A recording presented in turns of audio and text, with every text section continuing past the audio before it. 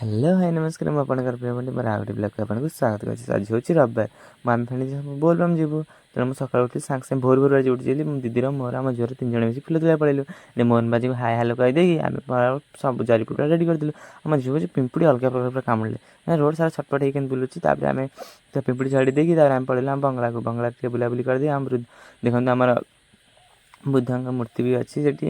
ତାପରେ ଆମେ ସମସ୍ତେ ମିରର ସେଲ୍ଫି ନେଇକି ପଳେଇ ଆସିଲୁ। ତାପରେ ଆସିଲା ପରେ ମୁଁ ମଠୁ ଗଲି, ମଠୁ ତାଙ୍କ ଟାଇଗରକୁ ହାଇ କରିଦେଇକି ଆସିଲି। ଗାମୁଛା ନେଇ ତାର ଖାଇଦେଇକି ତାର ଫୁଲହାର ଗୁନ୍ଥିଲା।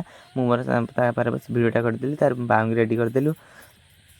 ଆମ ଭିଡ଼ିଓରେ ଟିକେ ଏତେ ଡେରି କମାଇ ପକାଉଛି ନା, ଏଡ଼ିଟିଂ କରିବା ପାଇଁ ଟାଇମ୍ ନଥିଲା। ମୁଁ ବି ଇଆଡ଼େ ଦୋକାନ କାମ, ତାଡ଼େ ପୁଣି ନିଜର କାମ ଘର କାମ ବି ରହୁଛି। ତାପରେ ସବୁ କାମ ସାରିକି ଏଡ଼ିଟିଂ କରିବା ବସିଲେ ରାତି 11ଟା 12ଟା ହେଇଯାଉଛି। ତେଣୁ ପ୍ଲିଜ୍ ସପୋର୍ଟ କରନ୍ତୁ। ଆପଣ ଗୋଟେ ସପୋର୍ଟ ହିଁ ମୋତେ ବହୁତ ଆଗକୁ ନେଇକି ଯିବ। ସେଥିଲାଗି ପ୍ଲିଜ୍ ସପୋର୍ଟ କରନ୍ତୁ। ତାର ଏବେ ଘାଟରେ ପହଞ୍ଚିକି ଘାଟରେ ପୂଜାପତ୍ର କରି ବୋଲବମ୍ ବେଳେ ରାତିରେ ତ ଭିଡ଼ିଓ କରିହେବନି, କାରଣ ଫୋନ୍ ନେଇ ହେବନି। କାରଣ ଗୋଟାଏ ଫୋନ୍ ଯଦି ପାଣି ଫାଣିରେ ପଡ଼ିଯିବ ଗଲା ଯିବ। ରହୁଛି ଜୟ ଜଗନ୍ନାଥ।